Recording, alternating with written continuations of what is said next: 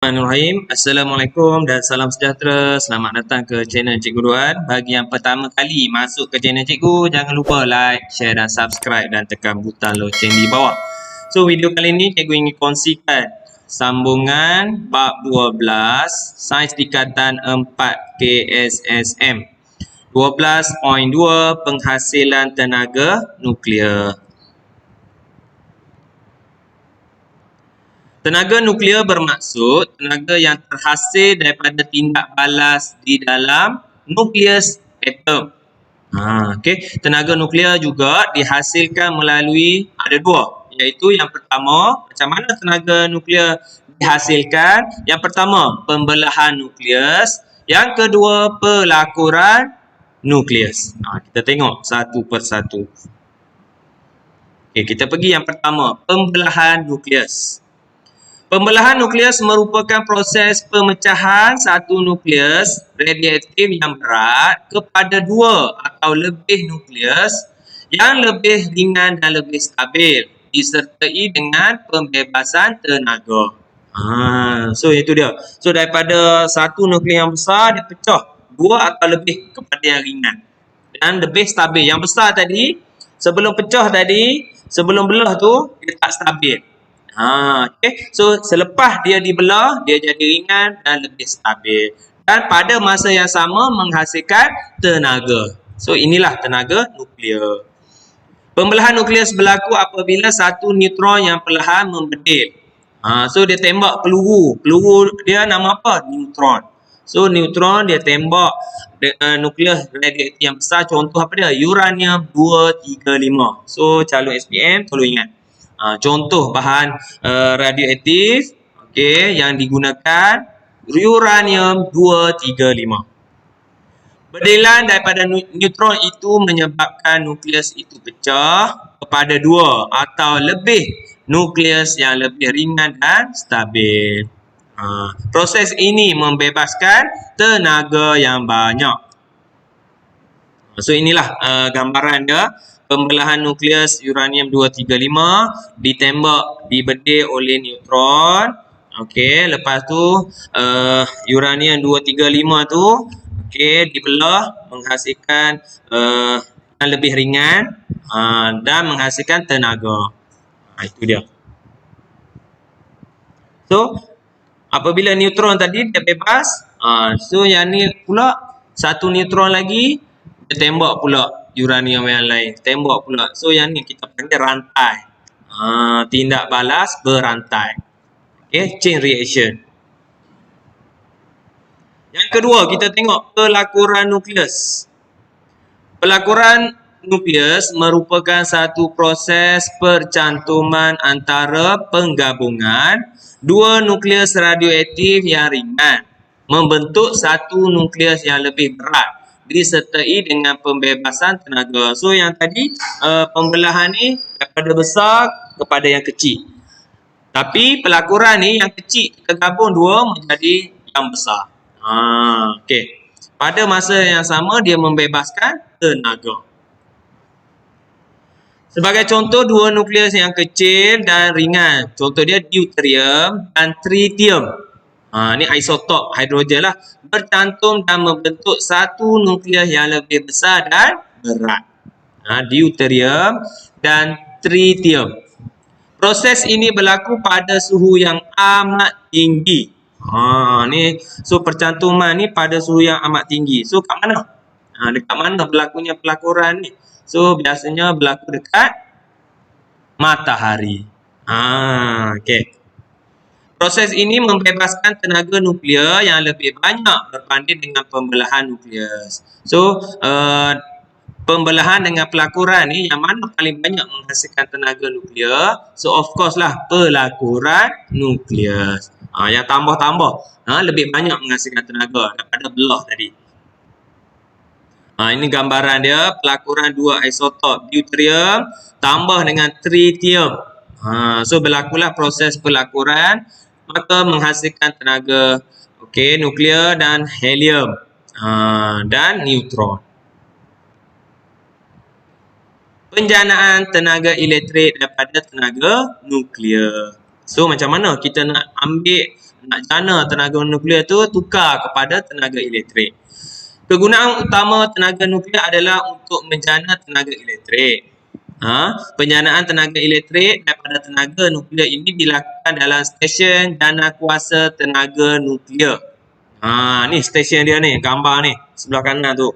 Okey.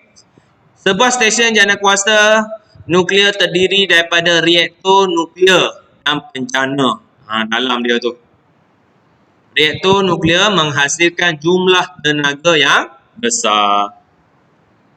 Okey, so yang ni jom kita masuk kat dalam. Okey, stesen jana kuasa tenaga nuklear apa yang ada? So yang ada dalam tenaga nuklear ni dia ada rod pengawal boron. Ni yang panjang-panjang ni rod pengawal boron mengawal kadar tidak balas pembelahan nukleus dengan menyerap neutron yang berlebihan. So masa pembelahan tu dia menghasilkan neutron kan. So neutron yang lebih tu diserap oleh rod ni. Okey. Moderator grafik. Ni yang biru ni moderator grafik memperlahankan neuron.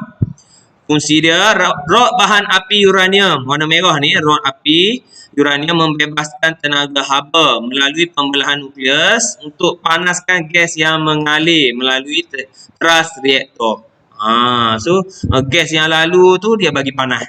Okey. Perisai konkrit. So yang ni dinding dia lah. Mengelakkan kebocoran sinaran radioaktif daripada reaktor.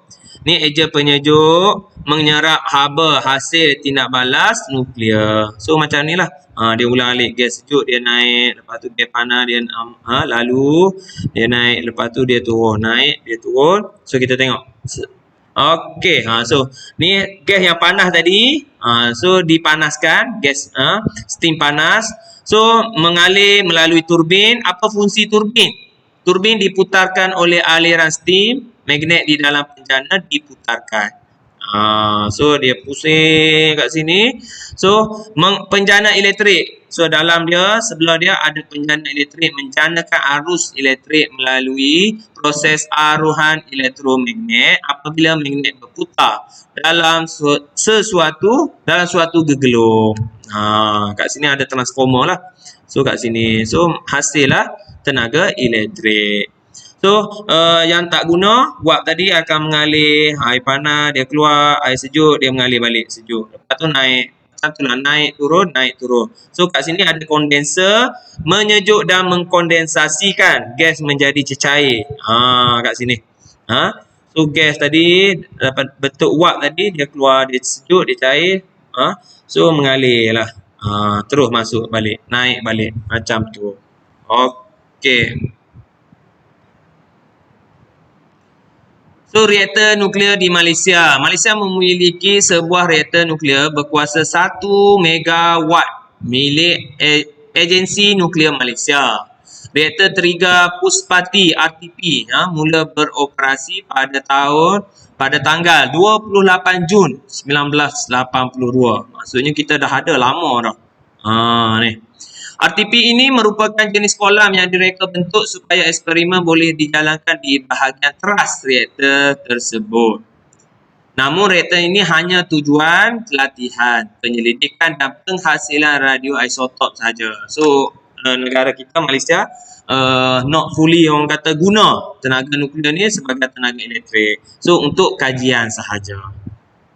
Malaysia perlu membina sebuah reaktor nuklear yang mampu menghasilkan tenaga 1000 megawatt jika mahu menjalankan penjanaan elektrik bersumberkan tenaga nuklear. So yang kita ada ni 1 je megawatt.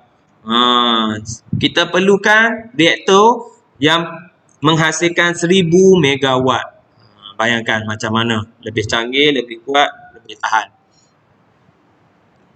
So ini dalam dia lah operasi dalam reaktor tu. Anda berada di daerah pengendalian. Ni terimaan dos radiasi dapat mencapai lebih daripada 10 mikro tu. So ada semua situ. Sinar radiasi apa semua, laluan dia. Penggunaan tenaga nuklear bagi negara yang menggunakannya. Sehingga kini, tenaga nuklear terus menjadi pilihan bagi negara di dunia sebagai sumber alternatif tenaga elektrik. Orang kata bukan tenaga sumber tenaga utama lah. Jadi tenaga alternatif. Terdapat beberapa sebab negara ini memilih tenaga sebagai sumber tenaga negara mereka. Yang pertama, kurang sumber tenaga lain. Kebanyakan negara yang menggunakan tenaga nuklear ni yang kurang sumber tenaga lain seperti arang batu dan petroleum. So kalau kita Malaysia kaya dengan petroleum dan arang batu. So kita orang kata tak perlu lagi lah menggunakan tenaga reaktor ni, tenaga nuklear ni. Okey. Kos yang amat tinggi. Kos bukan senang nak buat dinding yang tebal tu, so perlukan kos yang tinggi. Jika mereka mengimport sumber tenaga ini dari negara lain.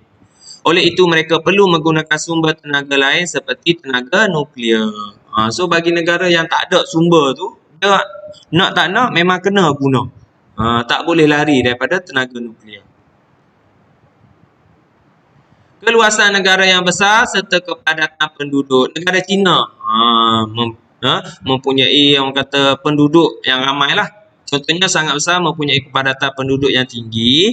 Kuasa dan tenaga yang dihasilkan oleh tenaga nuklear cukup besar sehingga mampu untuk menjanakan tenaga elektrik ke seluruh negara mereka. China memang majulah. Okay. Reaktor nuklear di Slovakia contoh mampu menghasilkan tenaga elektrik yang melebihi keperluan negaranya.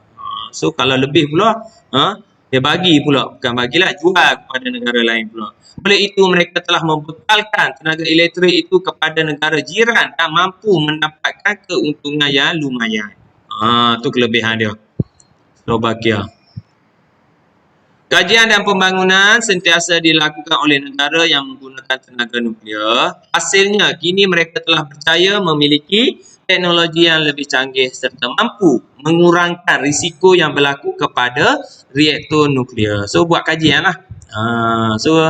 Tidak berhenti orang kata sampai tahap tu je. Kajian terus berterusan.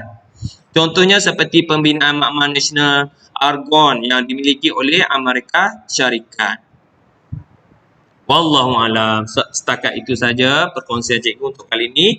Kalau anda suka video cikgu, jangan lupa like, share dan subscribe dan tekan butang loceng di bawah. Sehingga berjumpa lagi dalam video akan datang. Wallahualam. Assalamualaikum.